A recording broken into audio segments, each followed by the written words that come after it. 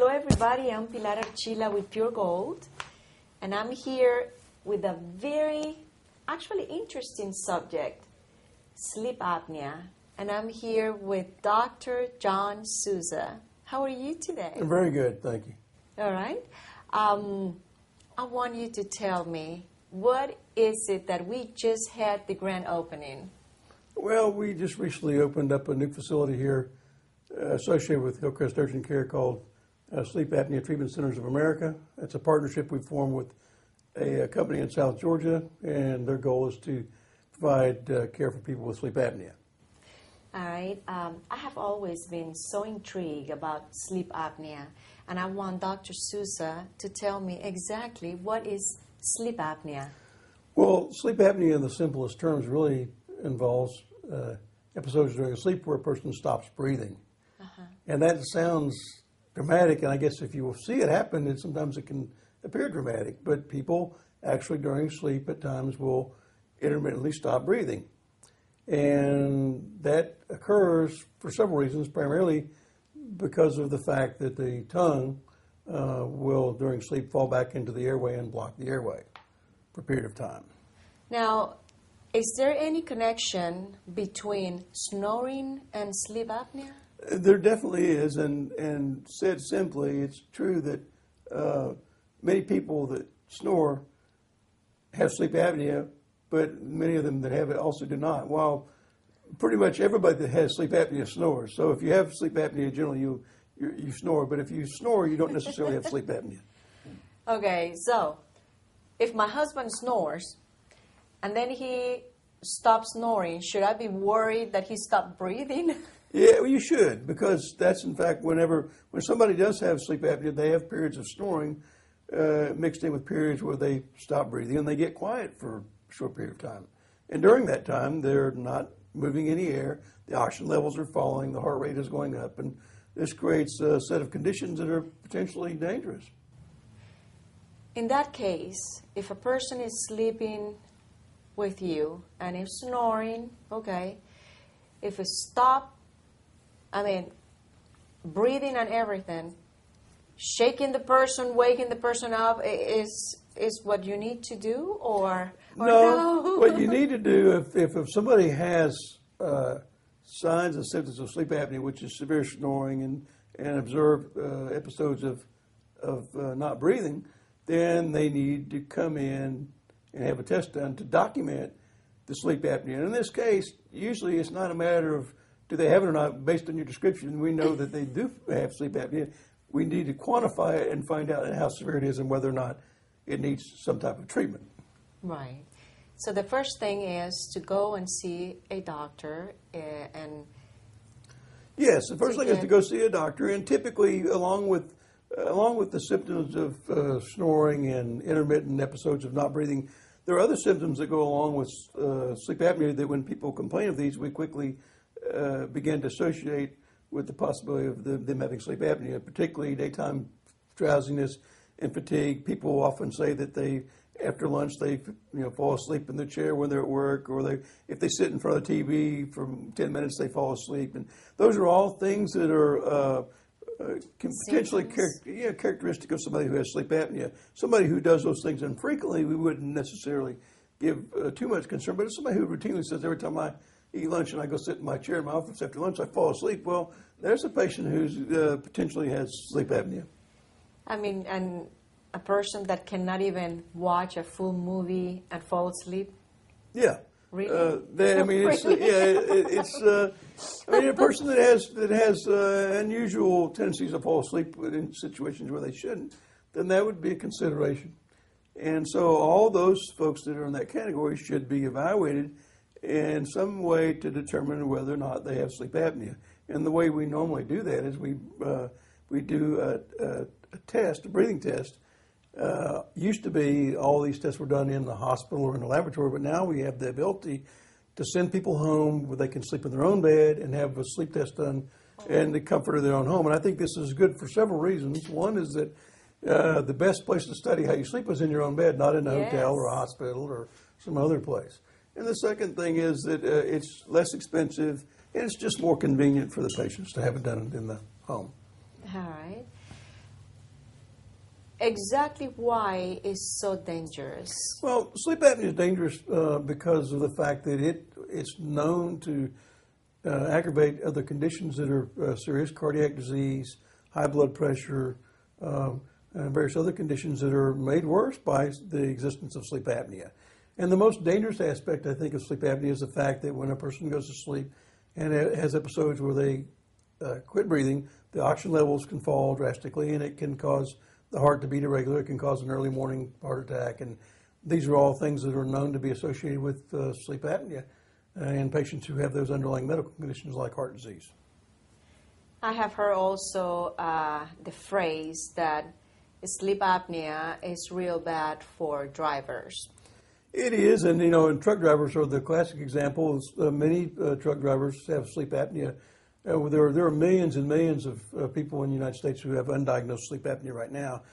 Roughly about 80% of the people in the country that have sleep apnea have not diagnosed or treated, and truck drivers are among them. And you can imagine somebody driving a 70,000-pound vehicle down the road and having trouble staying awake is a really dangerous situation.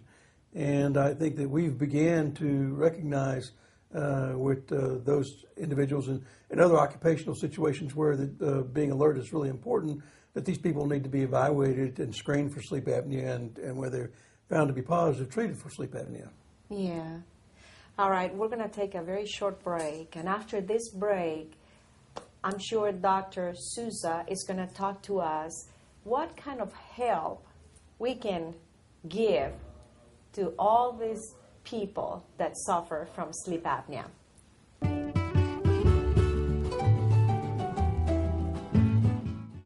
I'd like to invite you down this year for the East Dublin Fire Department's 4th annual barbecue cook-off in conjunction with the East Dublin Lions Club Go Fish Tournament. The tournament's going to be the 25th and 26th of April. The barbecue cook-off will be on the 26th. Check-in times got to be started cooking by 6 a.m. that morning. Anybody wants to come that Friday night and set up, welcome to. We'll be down here to spend the night with you. Our categories this year will be barbecue, ribs, chicken, and chili. Our judging will be that afternoon, and the times will be on your entry form. Entry forms can be obtained by calling the East Dublin Fire Department or going by the East Dublin City Hall drive-thru, or check us out on Facebook at East Dublin Fire Department. Come down and see us for a fun day with the whole family. In conjunction with we're going to do the cooking and the fishing tournaments. There'll be something for all ages that day. Y'all come and join us.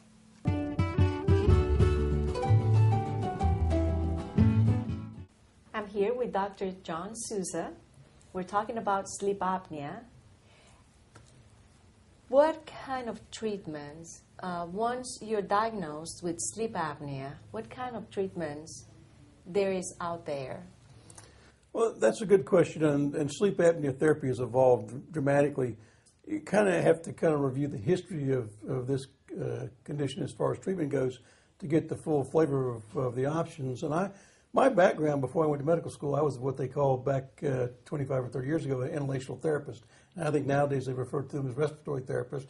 We were actually the people out in the field who developed the technology to diagnose sleep apnea and developed a lot of the technology to treat sleep apnea, particularly the CPAP machine. And about 25 or 30 years ago, the only thing we had available to really evaluate people for sleep apnea was a simple device called an oximeter, which is a probe you put on somebody's finger, and it measured their oxygen levels during sleep. And from that point, we evolved to where we have very sophisticated diagnostic equipment that can check the brain waves, check the sleep pattern to see what stage of sleep you're in, and measure muscle tension and all these other things that give us a lot of data about what's going on during the sleep cycle. So as the diagnostic technology has advanced, we've been able to develop various therapies that are directed at trying to correct the associated events that occur with sleep apnea. And originally, in the early days, we began using a device called a CPAP device, which is a device that creates pressure.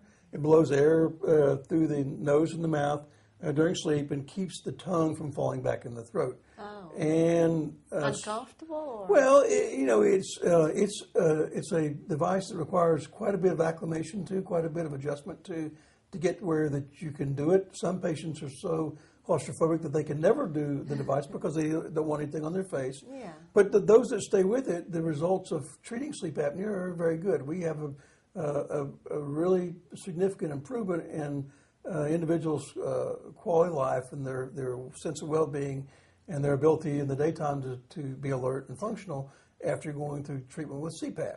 And that technology has gone from the early days where the box that you put in your room was this big and made a bunch of noise it's down now to the size of a Kleenex box. Same device. But you have to put this thing into you your have mouth? to put this thing on your face. On your face and your and mouth? it has a harness that goes all the way around your head and straps it about. It's like a 4 or 5 point restraint. I see. It's some people refer to it as a muzzle. It's not terribly popular, but it's very effective. It is challenging for people to be able to get to the point where they can wear it consistently and be comfortable with it because it goes against most people's human nature to have something on their face when they're sleeping. Yeah. And the other issue is you have the hassle of having to take it with you wherever you go. If you travel, you have to take it to the hotel. You have to find a place that's got an electrical outlet that you can plug your machine in, and things like if you go overseas, you go to Europe, then you have to get one that's adaptable to another electricity. bag for your... So there's logistically some hassle factor, but it's very effective and fairly well tolerated. More recently, we've had developments in the dental field with what we call dental appliances, which those appliances to some degree help people with mild, even moderate sleep apnea improve by putting something in your mouth that during your sleep changes the contour of the inside of your mouth and helps to keep the jaw pulled forward and therefore the tongue pulled forward to keep it from blocking the airway.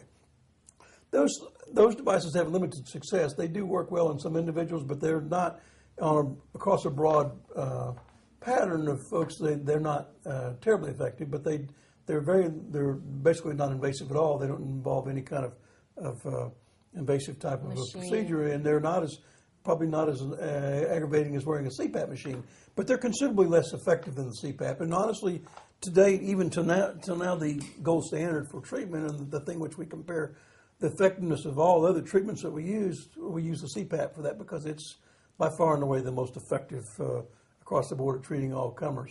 Right. But the only caveat with that is that we have a considerable difficulty getting people to be compliant and to wear the machines. We know the machine's effective, but we also know a lot of people simply don't wear it, and they underreport. Whenever we ask them how much they wear, they'll tell us and they wear it for this many hours. But the devices now actually have little like odometers on them that count how many miles. And so when they come in and they tell us they've been wearing it all the time, we get it back, and then in the last month they've had 5 hours on it. And usually the wife is rolling her eyes when they tell that they've been wearing it every day, and then the wife is going, no, they don't. And so as a practical matter, the device, while being effective, is it's very difficult for people to do it. And even the people with the best intentions struggle to wear that particular device. Yeah. So on forward, we have had an advent in the last probably 10 years or so of surgical procedures that are directed towards trying to correct the anatomy or improve the anatomy of the airway in order to resolve sleep apnea. And some of these procedures have had some success. While not across the board in all comers, they've not compared to sleep apnea machine, CPAP machine, they've not had that kind of success. And they're terribly invasive. I mean, many of these procedures involve taking out tonsils, adenoids, taking out the soft palate, which is the roof of your mouth, taking out the little thing that dangles on the top of the uvula, taking those things out. And those all are things that are pretty invasive. And that means patients have a significant recovery time. They have a good bit of pain. And they also have long-term, when we study these patients over the long haul, many of them develop sleep apnea again at a later time. So it doesn't appear that option is a good option. It's a solution, yeah. For at least for a broad range of people. It is a good choice for selected individuals with certain conditions and circumstances as far as the degree of sleep apnea they have, their anatomy, and things like that. Because in some patients, or I would say in the majority of patients, the main problem that's causing sleep apnea is the base of the tongue causing obstruction. But in some patients, they actually, in addition to the tongue causing the problem, they have some other soft tissue problems in their airway, the soft palate and other things that do contribute. And in those cases, they benefit from a multiple approach to try to resolve the sleep apnea. But for just a basic mild to moderate sleep apnea patient, for the most part, those patients don't have all those other factors, and most of them have primary problems just with their tongue blocking their airway. And for those individuals, people with mild to moderate sleep apnea, the best option as far as intervention goes, I think, is to undergo a procedure called radiofrequency tongue ablation. And radiofrequency tongue ablation is minimally invasive. Of course, everything in surgery that we do these days seeks to try to be less invasive. Than the procedure we had before. When you look at cardiac surgery, 30 years ago, the main way that we fixed people's vessels in the heart was we unzipped them from here to here, and we took veins out of the leg, and we went up there and sewed them in there. And 2 or 3 or 4 hour operation, a week in the hospital, 6-week recovery. Now, the majority of our patients are not having bypass surgery. Some people still need it because it's the only way to get everything corrected. Right. But many people get a cardiac catheterization where they put a catheter in the leg, they put a stent in the heart, and you go home the next day, and you're back to work in a week, and so technology in every area of healthcare has dramatically advanced in the last 10 or 15 years, and sleep apnea technology is no exception. The advent now of radiofrequency ablation is a huge advancement for sleep apnea patients because it's the only thing I know of that can really offer a patient a shot at getting a cure for sleep apnea. Now, the other aggressive surgical procedures we mentioned earlier to take out various things in the airway like the tonsils and the adenoids and the uvula, those things are designed to make an attempt at curing as well.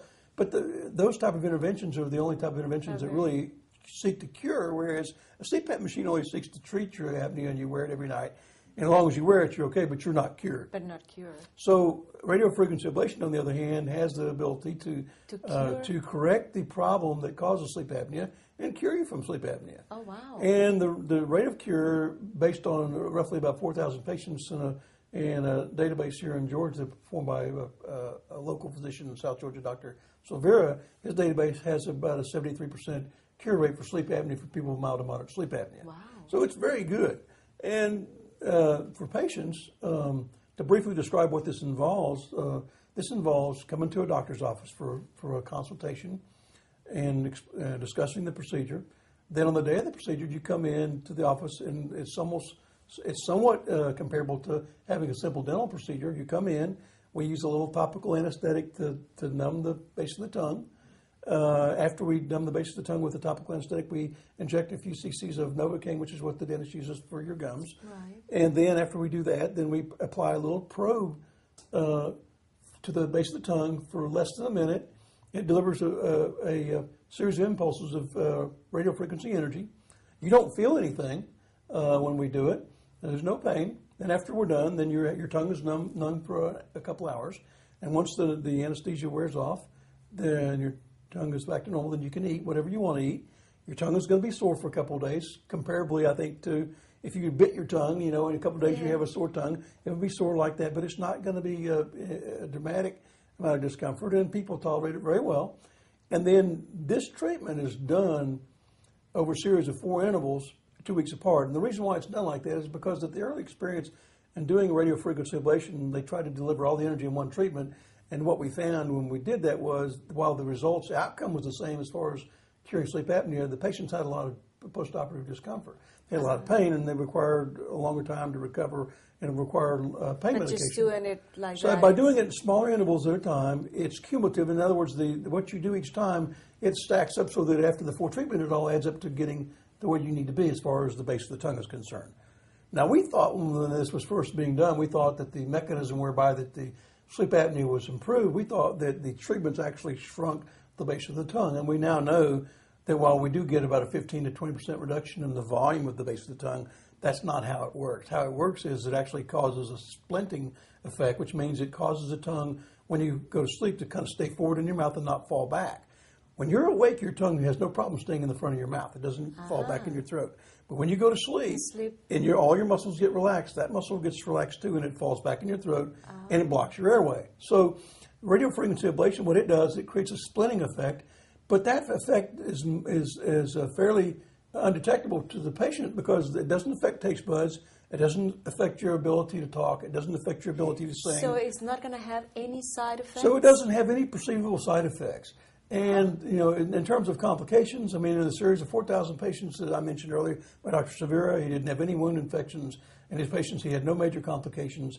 He had 1 or 2 patients that he did this procedure on that had what's called a hematoma, which means that the tongue bruised and got bruising under it, like if they were to bump it or something. And so overall, his complication rate was very, very small. It's very, very minimally invasive, and that's the beauty of it. Something that can be done in the office. It doesn't cause a lot of discomfort, and the health risk to the patient as far as adverse effects is very minimal. Wow. This procedure can be done here in Dublin? It can be done here in Dublin, and it can be done here in the office. And the patients are able to, as I said, are able to go out after a few hours after they have the procedure and go out and eat whatever they want to eat, go back about their daily lives, and come back in 2 weeks and get their next treatment. And after 4 treatments, we repeat the sleep study to document that the sleep apnea is resolved. In cases, if somebody has, instead of mild to moderate sleep apnea, they're supposed to have severe sleep apnea, we find in those cases that they may need more than 4 treatments. They may need 5 or 6 treatments to get them to the best level that they can get to. I was going to ask you that. How fast can we see the results? Well, we expect to see the results within a few days after completing that last treatment. We expect to be able to do a sleep study. If a person's on a machine before we do the treatments, then when we get done with that series, then we're going to take them off the machine and restudy them and see that their sleep apnea has gone to normal. And suppose they have a number, suppose their number's 30, they have an AHI, which is the number we look at for quantifying whether you have mild, moderate, or severe sleep apnea. Their number's 30, and then we do a repeat study and they've gone down to 5, then they've gone down to a level which is a normal. I mean, to have a number that low is in the normal range, and they're basically cured. They don't need to wear the machine anymore. But not necessary. Every single person that snores has sleep apnea, That's exactly right. Every single person that has That's right. apnea snores. That's right. And many people that snore don't have sleep apnea at all. And when we give them a simple screening questionnaire to ask them all the questions we ask to define whether you have sleep apnea, then they're note all those. They don't have any trouble staying awake. They're not tired. And when we do sleep studies on them, generally, oftentimes, we find that they don't have sleep apnea. The sleep study screen that we give, which asks a series of questions about about daytime drowsiness and stuff like that, are very accurate in predicting the people that have sleep apnea. Okay. And, of course, if somebody's observed to have episodes where they quit breathing, then that's pretty much diagnoses it as well, because there's no mistaking that. And the only person that we can't really know for sure whether they have an allergy is the one that snores until that doesn't have any symptoms. And they may or may not. You know, Yeah, I think that it's fair to say that all patients who snore should be screened with a written screening test to see whether or not they score high. And if they score high, then they should have a sleep test to find out whether or not they have it. right. Let's take another break. We'll be right back.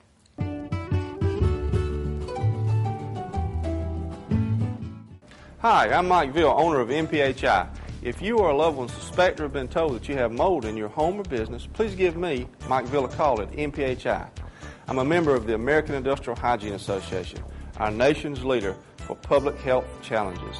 Mold, lead, air quality health issues, call Mike Ville, MPHI. Mold can grow anywhere there's a source and moisture. If you have moisture in your home or water standing underneath your home or business, call MPHIS. If your family is experiencing problems such as headaches, sinus problems, even nosebleeds due to poor air quality or mold, call MPHIS. Don't delay, call today or log on to MPHIS.com. Helping to protect and improve your family's health. For MPHI, I'm Mike Ville.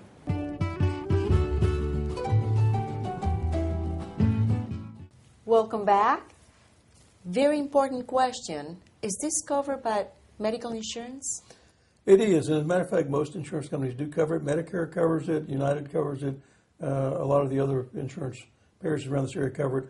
I know that there are a few still that are trying to decide whether it's financially beneficial to them to pay for it as opposed to continue to pay for machines and continue therapy through a lifetime. But I think when the final analysis comes to those companies, they're going to do like the ones that have already, like Medicare and others, have decided that it's more cost effective from their standpoint to have folks get treated with this therapy. Because it's very effective and it has a long time durability. Yeah, we have been talking about sleep apnea, and Dr. Souza is going to give us the information how to get in touch with him and his new office that he just opened. Right. You can reach us at Hillcrest Urgent Care to reach our Sleep Apnea Treatment Center of America facility at 296-2800. And thank you so much for watching. Until next time.